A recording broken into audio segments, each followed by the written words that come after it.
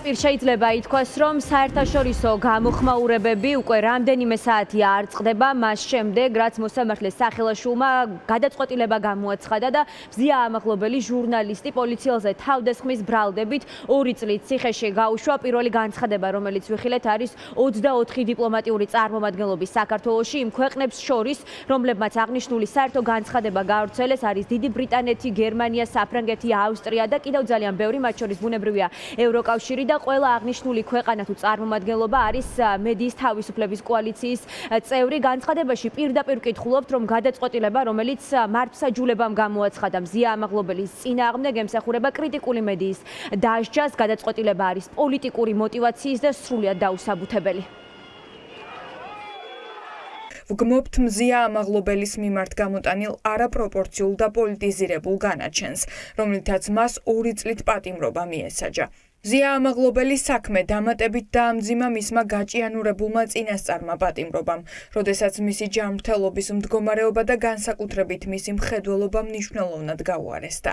მზია ამაღლობელის საქმე და ბათუმელებსა და ნეტგაზეთზე განხორციელებული ზეწოლა საქართველოში ჟურნალისტების მზარდი დაშინების, დაუსჯელი ძალადობისა და სამართლებრივი დევნის მაგალითია. მედიის თავისუფლებისა და გამოხატვის თავისუფლების დაცვის კუთხით საქართველოს მიერ აღებული საერთაშორისო ვალდებულებების აშკარა დარღვევის გზით. ჩვენ კიდევ ერთხელ ვიმეორებთ 2024 წლის 20 დეკემბერს მედიის თავისუფლების კოალიციის მიერ გავრცელებული განცხადების გზავნილს. ვგმობთ ჟურნალისტებსა და მედიის წარმომადგენლებზე ყველანაირ ძალადობასა და მათ დაშინებას. ჩვენ სოლიდარობას ვუცხადებთ მზია ამაღლობელს და მოუწოდებთ მის დაუყოვნებლივ გათავისუფლებას.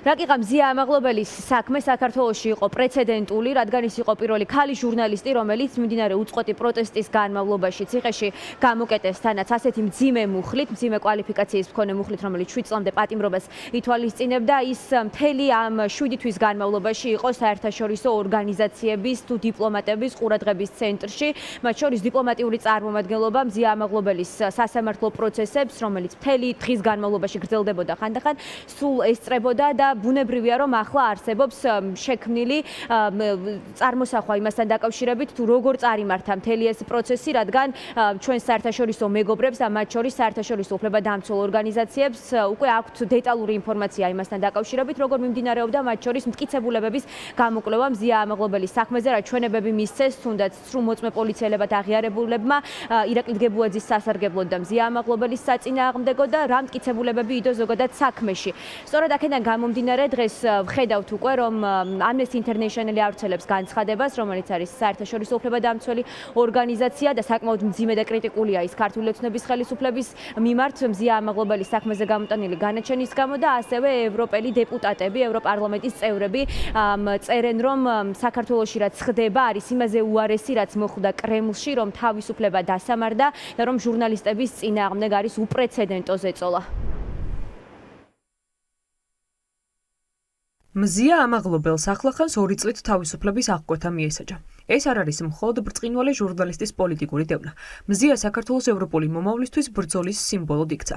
ივანიშვილის რეჟიმი თავისუფლებასა და დემოკრატიას უფრო სწრაფად კლავს, ვიდრე კრემლმა მოკლა რუსეთში. როგორც ევროპარლამენტარი და ევრონესტის თავმჯდომარე, ვიმეორებ ჩვენს მოწოდებას დაუყოვნებლივ გაათავისუფლო მზია ამაღლობელი, მამაცი ჟურნალისტი, რომელმაც ერთი სილის გაწვნისთვის პატიმრობაში 200 დღეზე მეტი გაატარა. მისი სასამართლო პროცესის მიმდინარეობის პერიოდში საქართველოს ხელისუფლება უფრო მკაცრად მოქმედებს. საგადასახადო მოთხოვნების საფუძველზე ბათუმელებსა და ნეტგაზეთს აქტივებს ართმევს. საქართველოში მმართველმა პარტიამ სისხლის სამართლებრივი დევნის გზა უნდა მიატოვოს და მედიის თავისუფლებას პატივისცეს. მზია ამაღლობელი პოლიციის მხრიდან არაერთი შეურაცხყოფის მსხვერპლი გახდა. მიაყენეს სიტყვიერი შეურაცხყოფა, შეაფურთხეს და აზიანეს და შემდეგ სამედიცინო დახმარებაზე უარი უთხრეს.